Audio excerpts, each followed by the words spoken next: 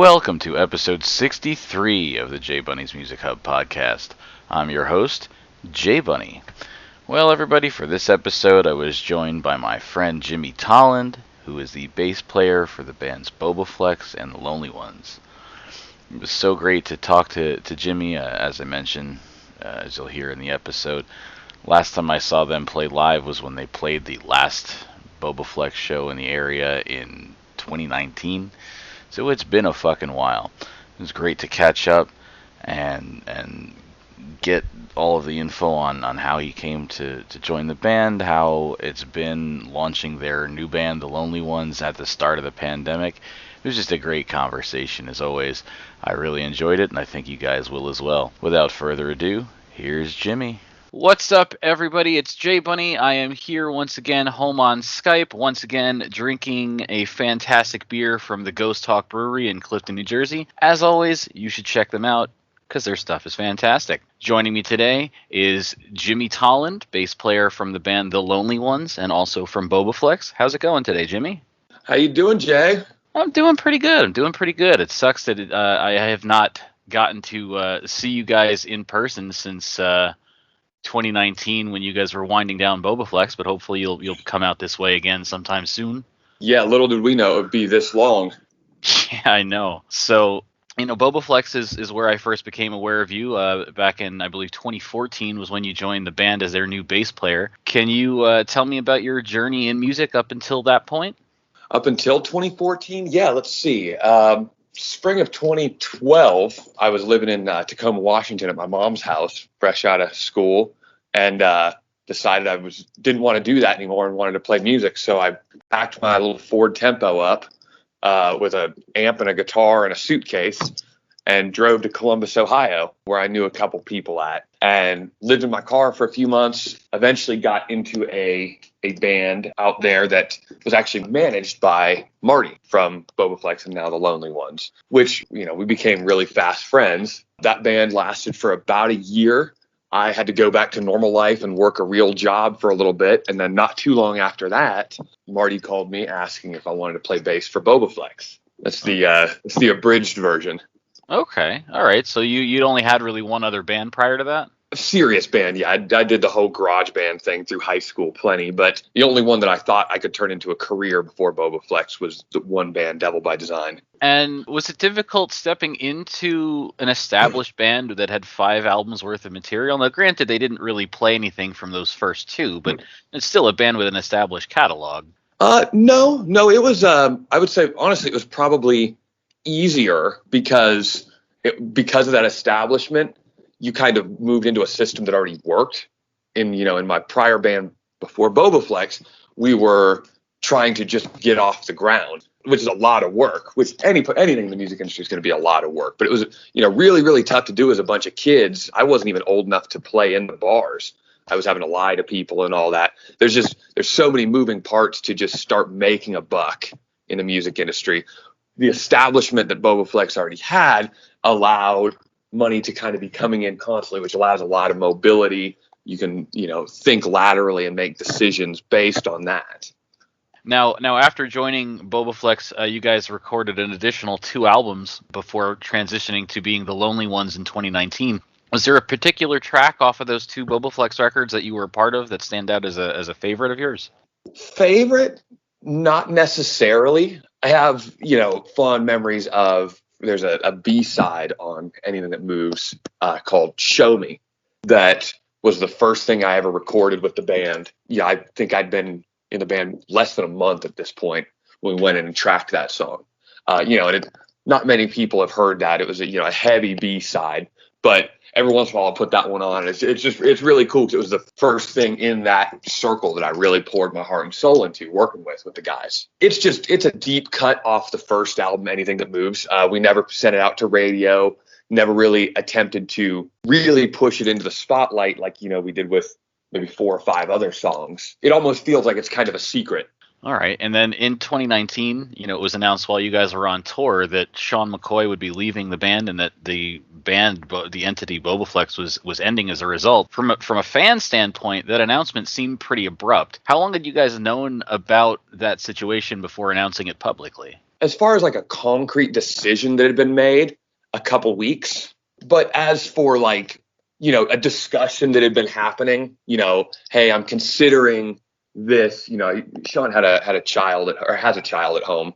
None of the rest of us do. As far as, hey, I'm thinking about doing this, God, it had probably been a year maybe. I could be wrong on that, but it had been around that much time prior that it was at least on the table as something we talked about. Okay, all right. And I saw you guys at what was Bobaflex's last New Jersey show, and what's odd is that you guys had 9 Electric on the bill. That wound up being their last New Jersey show too, because they're not together anymore either. I saw that. Yeah, that's a shame. They were a good band and really cool people. Yeah, I really dug those guys. Now you guys, Sean had left after a period of time, and I believe that you and I had discussed when you guys played in Clifton, New Jersey, which oddly enough is where the brewery is. I think I actually have given you guys some of the Ghost Hawk beer before. But we had discussed that you guys were going to finish up as a 4-piece and then move on to the Lonely Ones. And we were actually planning on doing this interview. You guys are going to come back to the area, play Long Island, and you and I had talked about doing this then. And then I think that show wound up getting canceled, and then the pandemic happened. It's been sort of a crazy time. I was just wondering, instead of disbanding the band completely, Bobaflex is no longer to a degree, but you guys decided the rest of you were going to become the Lonely Ones. And I believe you had mentioned that you guys had been working on a new Bobaflex album that you guys were going to carry over into the Lonely Ones. What led to the decision to keep going instead of breaking up completely? Well, to really, draw lines here of where we're at and what material is what, Bobaflex is not technically broken up. I would say we're an inactive, but we're a recording entity. I would say we'll never tour again, but we've actually still recorded, I believe, 2 songs with Sean. We're all very close. I would hope so, with him and Marty being brothers. Yeah, right. But I mean, even outside of that, I still talk to Sean a couple times a week, most of the time. And so what we wanted to separate the 2 entities as much as possible, so that it's not like there was a Bobaflex album that we decided, well, this is the Lonely Ones now. We had some ideas that we've been kicking around for Bobaflex stuff, and I believe one song that we had finished that Marty sang on that we carried over and kept. But it's very much 2 separate creative entities. The Lonely Ones being the studio and recording project and our main focus now, and Bobaflex being the just studio, get an idea out and hey, let's try this, hanging out with our friends type thing. Okay. All right. But you guys definitely, in any event, though, you guys did want to continue to move forward. And so it was like, all right, we're going to keep doing this. Yes. Yeah. We definitely wanted to keep playing music, together. We thought the 4 of us, with or without Sean, had something very special and didn't want to lose that. But we also didn't want to be that band that's just, you're watching one member at a time drop off, and you're still trying to keep that name because that name's the only thing that could potentially be keeping you afloat and making life easy for you. We didn't want to take that easy route, so we decided to completely chop it off and start new as a new band. Right. I can say though that from my time following the band, even prior to you joining, they did kind of have that going on with guitarists a bit. Yes, it felt like time. Sean was one of the 2 lead singers. We didn't, it felt like it would be kind of just sad movie-esque, I guess. I don't know if that's the right term, but to just keep going and keep going. And no, we're still Bobaflex, I swear. I didn't want to do that. Nobody wanted to do that. Sure, yeah. And so where did the name The Lonely Ones come from? I remember having a conversation about us calling ourselves The Quiet Ones. And I think that was too close to a horror movie. And so we decided, we liked the idea. We thought it sounded cool. So we just kind of nudged it over. I don't even really remember. It was like, what the hell? I think that was actually before we had announced that Sean was leaving Bobaflex that we had decided on the name. And it was just us sitting around in a parking lot throwing ideas back and forth with each other. Right. But yeah, that's all I can really recall is we thought about The Quiet Ones, and then that wasn't going to work. So we just changed the first word. I don't remember. I wish there was a more grand story to it. No, no worries. Sometimes it's something simple. I know that I had asked Josh from Psychostick once, how did you guys come up with your name? And the response was basically, well, all the simple stuff is taken, so you have to come up with something that's at least a couple words, and Yeah. then the less sense it makes, the less likely it's taken. Yeah, you're 100% right. We felt like we wanted to go with something that sounded kind of movie-esque. Just, years of touring under the name Bobaflex, which was essentially just a made-up nonsense word. I feel like people sometimes got the wrong idea about what kind of band we were. Hmm. So we really wanted it to not be too far of a step away from what we thought we were going to sound like. And then you sort of touched on it a little bit at the beginning. How has it been trying to launch what is essentially a new band at the start of a global pandemic? It's been fucking terrible. Fortunately, we've been busy, so at least I've not been inactive, not doing anything. I've learned a lot of stuff that is so peripheral to the music industry that I never thought I'd have to learn it. Learned a lot about trademark law. Spent a lot of time sifting through paperwork that I'm not qualified to sift through. But we've recorded a lot of material. I think we at this point, between the stuff that we've got out already and the stuff that we're waiting to release, we've got like a double album's worth of material if we so decided to put it out that way. So we've definitely stayed busy through everything, and it's just been a lot of planning tours, planning releases. We were lucky enough to get in contact with some people that we were working with Imagine Records. We signed with them at the beginning of this year. So it's really been a lot of growing, kind of waiting for the opportunity to go out and play. That's been the broad theme of everything, is when can we play? When can we play? And so you had just said sort of, if you guys decide to release the music as an album, and I was sort of curious about that because you guys have released 6 or 7 singles so far, and I was curious if there was going to be an album or if you guys were just going to continue to just every few months put out a new, every month or two put out another song. Eventually we'll put out an album. I don't know when eventually is. I mean, it's our decision. It's not like we're beholden to anybody else telling us what to do. But at this point, just as a band that's trying to create, brand recognition and all those terrible buzzwords, we really got to, keep our names on people's tongues, especially prior to touring. So I don't foresee us putting out like a big collection of work for a while, at least until we feel that we're established enough that we can move a $12 piece of music merchandise. You got to keep that in mind. As much as I'd love to just freak out and go out into a cabin in the woods and release what we came up with no thoughts about finances behind it, that's the main driving factor right now is staying afloat financially and brand wise. And I don't think it's a smart move right now to put out a record for a new band, because where do you go once the record's out? It's out. Good luck putting another piece together. Right. And so you guys have been starting to do some live shows, and I know that you'd said that Bobaflex and Lonely Ones are separate, so that may have already answered this question, but I was curious if you guys play any of the Bobaflex material in the Lonely Ones set, or are you only playing Lonely Ones songs?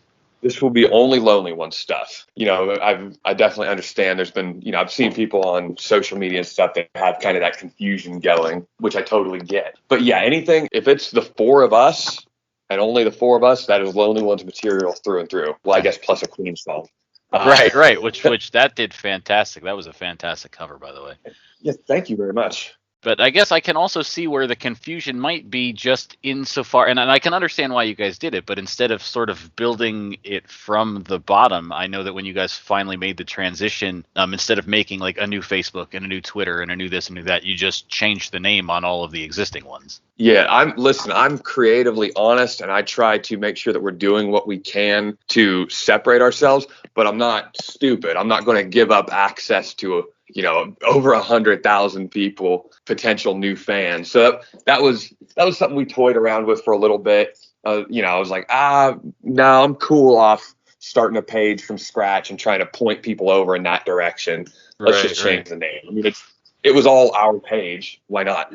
Right. And I remember before you guys did that, like, because I had heard, you had told me, you and Marty had told me that you guys were going to be changing the band name, but you didn't tell me at the time what it was. And then it sort of started to get out there through Facebook before you guys had actually announced it through different ways. I think that at one point I saw it on one of Bigelow's posts before you guys had actually put it out there. Yeah, I don't know. It did start leaking out. I don't think it would have been Bigelow. For the listeners, that's our longtime, loyal, phenomenal sound guy who's been with us as longer than I have. Right. And yeah, he wouldn't have done that first. He may have reactively after other people started Yeah, talking I was gonna about say it. I don't think that it was his. Like, I think it was a comment. Somebody else had commented on one of his posts. Yeah, I don't think he was the one to yeah. put it out there, but I think I just saw it there. I listen. More power to our resourceful fans. We tried to keep that under lock and key. I don't know how it got out. People had our logo ready to go months before we were ready to tell anybody. I got to tip my hat, I guess. And so one of the other things I wanted to ask you, because you had said that Bobaflex will still exist as a recording entity, but not necessarily as a touring entity. But I do know that you guys have. I've seen Bobaflex attached to at least one or two festivals that, like Lonely Ones played one day, Bobaflex was booked the next. I think one of those wound up falling through due to transport issues or whatever. But is that a thing that you might still do as like one-off festival shows as Bobaflex? Yeah, we will do that. It's just, it's fun. Like I said, we're all still very close with Sean. He's still one of my best friends, and we like getting together and doing stuff together. He's just not in a home life situation where he can be out touring for, weeks at a time or even a week at a time. We really probably will at some point once we get our sea legs as the Lonely Ones, go do an occasional one-off show in one of Bobaflex's very strong markets, whether that be a festival or a headlining date, whatever. It's something that we would all like to do for sure. The priority right now, though, is really establishing the Lonely Ones and discovering what we want to do and what our plan of attack is. So I got to keep a lot of options open for us. I can't book myself out of an option for the Lonely Ones because there might be something great that comes down the road. And if I'm booked out with Bobaflex, now that's a conflict. Right. No, I totally understand. So you've mentioned a couple of times you've used the phrase the music industry. You were in the tour bus when I interviewed Marty, although I don't know if you were there for the full interview when he was on the show a few years ago. But the sort of signature question that I ask everybody that's ever been on the show and ever will be is, how do you feel about the current state of where the music industry is, where even before all of the challenges that COVID brought with no touring and all of that, where people weren't buying music and it seemed that the general attitude of the public was, well, why do I need to buy music when I can subscribe to Spotify or illegally download it? And bands make all of their money touring anyway, so I mean, why do I have to pay for music? Like, how do you feel about that? I tell people this because I get it. I'm a consumer of music just as much as I'm a creator of it. I understand. I want access to all of that can come to me for $10 a month. What I tell people is, if you want to do that, by all means, don't let me stop you. If you like a band and you want to save their entire discography on Spotify or Apple Music or what have you, do so. Great. Don't let me stop you. Go buy one song on iTunes or on Amazon or YouTube Music, anything. Go buy one song, because the money that we get from that will outdo all of the streams you could possibly work towards doing in a month on Spotify. Now, keep doing all the Spotify stuff, because there's a lot of inner working algorithms that push us to more people and it helps us grow. It's a great tool for that iTunes never provided. All that being said, there are a lot of upsides to it because it's so much more accessible through Spotify. It really does get us in front of people that never would have discovered us. And it ties us to other artists that we would have never been able to make those connections with. All right. See, I've resisted signing up. I've always been, I'm more old school or whatever, but I've been seeing more on social media lately about bands saying like, hey, and in fact, while I was doing the research to put the questions together for this interview, saw an interview through, I believe it was posted on the Imagine Records page of Marty saying, hey, Gettin High is coming out. Please pre-save it on Spotify. That really helps us out. And so I've been considering signing up just to kind of do those kind of things, even if I'm not going to use it as much, if just doing saves and things like that helps a band. I mean, that's what I'm about, is helping bands out, helping them to get their stuff out there. And so if that's going to help, then I think that I might need to start doing that. Yeah, it really is. There's a lot of people that get down on it fully and want to trash Spotify or streaming as a platform or a way of consuming music. And I get it. I understand there are a lot of downsides to it. But there are also a lot of upsides. Like any shift in the industry that's going to come, there's positives and negatives. Like I said, the Lonely Ones, I don't know if we would have gotten the traction we've gotten in a primarily purchase-based, like iTunes kind of industry, because you'd be asking these people who have never heard your music before to give you $1 or give you $5. And that's a lot tougher to do than people think. That's really, really difficult. So because it's essentially free to people that already have a subscription to the service, it's much easier for them to just click over and see what people are talking about. Now, you guys also recently announced for the Lonely Ones a Patreon, which in the announced video, Marty says will allow the band financial and creative freedom. Tying into the previous question about the music industry a bit, what made you guys decide to go this route of the Patreon? I had a conversation with a guy who I'm not going to say his name. I don't know if he would want me to say it, but he's been exceptionally successful through not Patreon, but a different service that is essentially a proprietary version of Patreon. And he basically explained to me that we were screwing up by not doing this. We had a really good way of interacting with fans and creating content that fans wanted to see. And that if there was a little bit of financial incentive, we could be creating better content, which would, the fans would love to consume. I know I just said how hard it is to get people to spend $5, but it's been pretty successful. I'm quite excited about it, really. It's kind of given us more projects to work on, which I'm always cool with, because you want to get everything prepped in advance for tour, so you're not trying to work that much harder on tour. So we've been putting together kind of composite story videos about creations of songs. We've got some other plans for things that we're going to be putting out as well. We'll probably release music early or release alternative versions of songs through there that you can only get through Patreon. I just thought it was something interesting to try, and this guy that gave me this advice, he's a testament to that success, and I wanted to take a shot at it. If we can have, that extra money coming in, we really can afford to make more music and take risks with the music.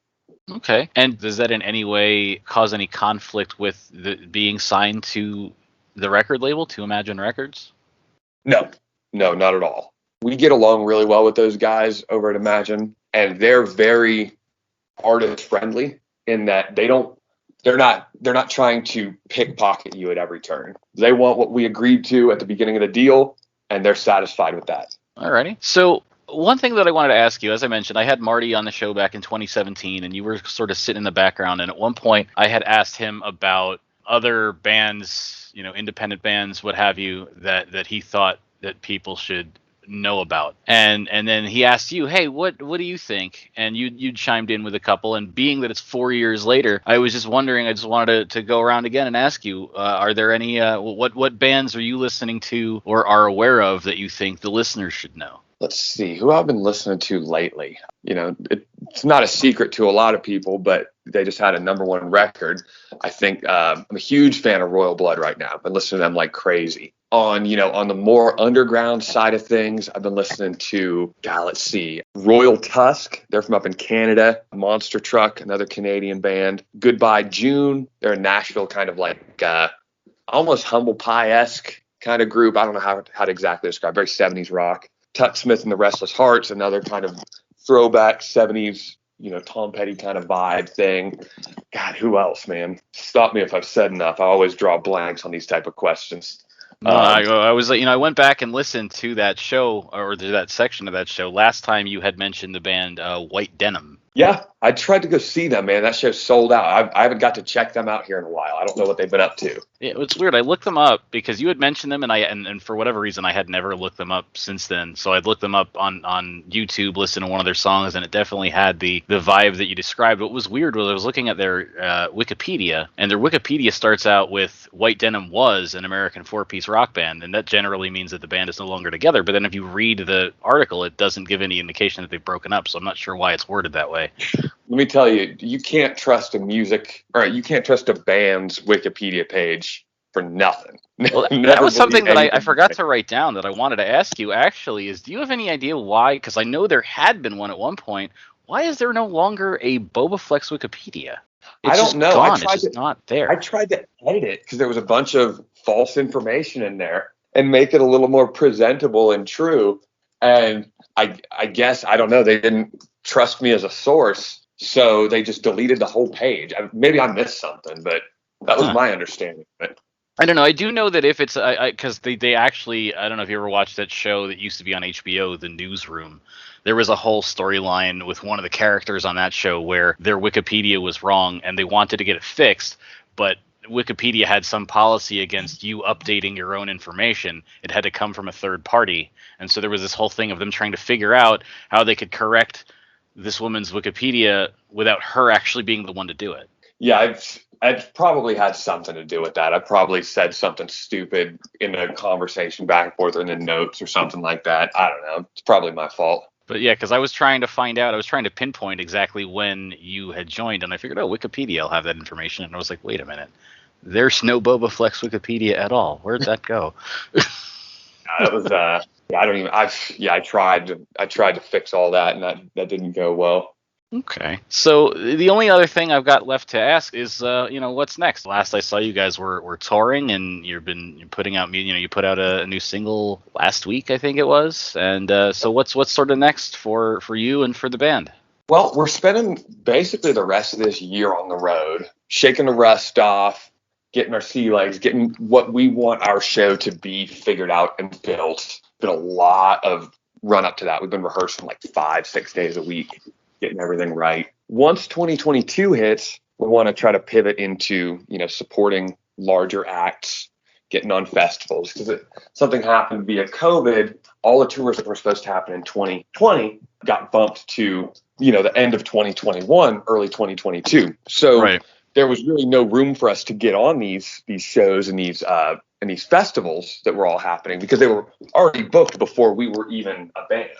Right. And the same lineups as are permitted just carry over. So we basically knew that was going to be a wash pretty early for the first little bit of our touring career. So we decided, not to sit around on our hands and get even rustier. We just decided to go hit it as a headliner and make sure we got everything figured out. So when we do get the opportunity to go out and open for these larger acts, we know that, our sword is sharp. Okay. I haven't seen anything in this area yet, but estimate, when might I be seeing you guys back at the Stanhope House or Dingbats here in New Jersey? Well, if I was to make an educated guess, because I know a guy who might know this information, I'd say it's looking like December. Okay. Fantastic. Like I said, it's been too long, and as you know, and again, even from before you were in the band, from the time that I, just to give you a little sort of backstory about my sort of relationship with Bobaflex, because I'm tight with you guys at this point. I first saw Bobaflex play the Gigantor in 2005. Then sort of lost track, after Tales from Dirt Town came out, sort of lost track of the band. I was like, as tends to happen, and there was all that stuff with the record label and all that nonsense that went on. And so then the way that I rediscovered Bobaflex, and it always strikes me as strange when somebody, especially somebody that I would think is someone of note or someone in a band or whatever, finds me on Facebook. I got a friend request from Jared, the bass player, the previous bass player from Bobaflex, on Facebook. And at first I was like, is this really and it turned out to really be him. And through that, I had found out that the band was playing at the Stanhope House. Went to that show, and then a couple months later went to Dingbats, and just became very hung out. Me and my brother hung out on the bus after that Dingbat show, helped load out and everything, and have just been like friends or friendly with the band ever since. So anytime you guys come through, I'm there, or even remotely close. I went to see you guys in Philly once because that was the closest on that run. Yeah, I remember that actually. Was that Dobbs? one little? Yes, it was called Dobbs, and it was you guys. Yeah, and the legendary Dobbs. The legendary Dobbs. It kept changing names, but it was always Dobbs. Right, it was you guys in Royal Bliss and a couple openers. Did we play acoustic that night? That I don't recall. I know I've seen you guys do it before, but I don't remember if you did that night in Philly or not. I remember we played there twice, almost back to back, within a few months of each other. And once we played acoustic, and once we played electric. And the stage was so small that I had to stand behind Sean and Marty because it wasn't wide enough to accommodate 4 singers or 4 microphone stands. Right. So as the junior man, I had to step back and and play like at midfield. Yeah, I definitely have seen the band do Bobaflex do acoustic at least once in Jersey at the backstage at Championship Bar in Trenton, New Jersey. That was definitely an acoustic show. Yeah. You guys may or may not have done it at Stanhope. I know that one time I saw Adelita's Way roll through Stanhope, and they decided to go acoustic. So you guys might have as well. I'm not sure, but I've definitely seen you do it before. And in fact, that was when Bobaflex had released that acoustic EP, the acoustic cuts. I really dug that. I had actually asked Marty when I had interviewed him in 2017 if you guys were going to do something like that again, and if I recall, he said that that maybe it was possible. I'm a hard rock and metal guy, but there's definitely something to be said for the way that an acoustic track hits you. It's fun to try to reimagine those songs. We did that with Real Big Trouble from Lonely Ones back in, I don't know, November maybe, something like that, October. Yeah, I was going to say, I was looking at the YouTube, and I only saw the acoustic version on your YouTube. I didn't see another version of it. We didn't do a video for the electric version, but we recorded that with a friend of ours, Jacob Mooney, and he's also pretty adept with a camera. So it just kind of made sense. He offered to do it for us. So we just decided to roll back into the studio like a couple days after we'd recorded the song and went and shot the video. It just made too much sense not to do. Well, man, that is all I've got for you today. It was so great to talk to you again after it's been 2 years. It was so great to talk to you. And if December is the next time you guys are rolling through potentially, then I can't wait to be there. It's been too fucking long.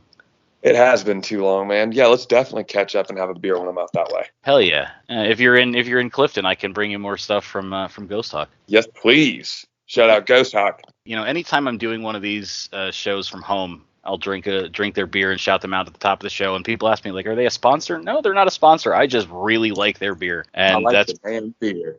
That's pretty much all that I have at my house at this point. I actually posted on I was cleaning out my garage. I wasn't cleaning out the garage so much as I was going through the beer. A friend was moving away, and I was giving them. They were moving from Jersey to Texas, and I was giving them some Ghost Talk to take with them. So I was sorting through what I had because I had so much, and I actually took a picture and posted to my Facebook of all of the. It was mostly Ghost Talk beer, but it was just all of this beer just from New Jersey breweries, and I have an insane amount of beer, and most of it is theirs. But all right, man. Like I said, until then, and we'll definitely share a beer one way or the other, and yes. I can't wait to see you guys rock out. Yeah, as always, Jay, man. Great to hear your voice, buddy. Yeah, dude. You too.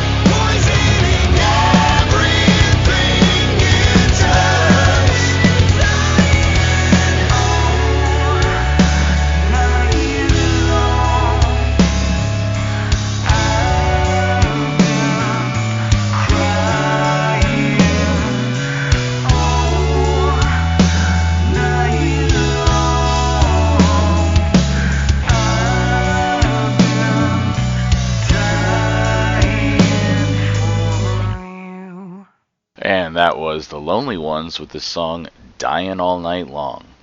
I want to thank Jimmy for being on the show once again. As I said, I really, really fucking enjoyed this conversation and this interview, and I can't wait to see them come back to the area. If you want to follow The Lonely Ones on social media, you can follow them on Facebook and Instagram at The Lonely Ones Band, on Twitter at _The Lonely Ones _, and you can also subscribe to their Patreon at patreon.com/The Lonely Ones. You can also follow J Bunny's Music Hub on Facebook, Twitter, Instagram, and Patreon. Just search J Bunny's Music Hub. And yes, that's right, folks, in case you didn't listen to the last episode, I have finally gotten the Patreon all set up, and I'm just going to go over one more time, and I'll keep going over it, because why the fuck not, what the different tiers are. So we have the official patron tier, $3 a month. It helps to support J Bunny's Music Hub, and it also gets you automatic entry into any of the giveaways that we have on the podcast. We do have those occasional giveaways for CDs and what have you. No purchase necessary to enter the contest. You can always just follow the instructions on Facebook to enter the contest, but any patrons at any level actually are going to get automatic contest entry. The next tier is $5 a month, gets you advanced podcast info and input. You'll be the first to find out guests for the podcast as they're booked. All bookings are subject to change, however. You'll also have the ability to submit questions for the podcast, and one question will be selected for each show. So of all of the questions that get submitted, I'm going to pick one, because if there's too many people, all your questions will overtake mine. So I'm going to just one per episode. Now, the next tier is $10 a month, and that is the exclusive shows tier. Going to have a patron exclusive podcast episodes where I discuss the news of the week in metal and hard rock.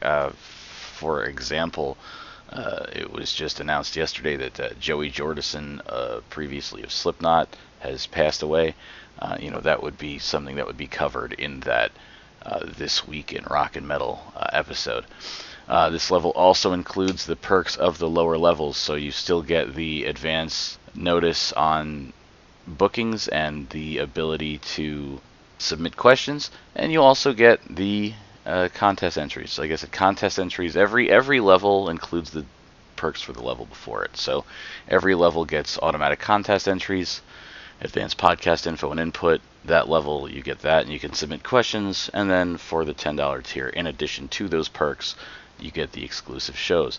So if you enjoy what I'm doing and want to see it continue, or get more of me in your life by getting those extra episodes, please subscribe to the Patreon. Don't forget, you can also, if you support music the way that I do by buying it, you can also follow on Facebook and Twitter, Industry Embers, at Industry Embers, and make sure to tweet or post any music purchases with the hashtag BuyMusic, B-U-Y, or it's BuyMusic, B-Y-E. So as for what is next for the show, I do already have another episode recorded. So my voice is, may sound a little out of it. I went to Dingbats in Clifton, New Jersey last night to see Gemini Syndrome and A Killer's Confession. I interviewed Aaron, the singer from Gemini Syndrome, for the podcast. So my voice is a little shot because I fucking love Gemini Syndrome, and I was screaming along to all their songs last night. It's so great that concerts are back. So as long as all goes well with the editing and whatnot, that episode with Aaron should be out next week. I do also have some other potential episodes I was talking to, and again, until anything is set, I'm not going to let you know unless you're on the Patreon, but I was speaking to somebody at Dingbats last night who was interested in being on the show, so that may be forthcoming. I have some other emails out there, other emails into me, as always, so there is definitely going to be more things coming your way. I'm going to leave you guys today with another song from The Lonely Ones. As Jimmy said, they don't have an album yet, so all these songs are standalone singles. This is their most recent single that was released within the last week or two. This is Gettin High. Until next time, guys.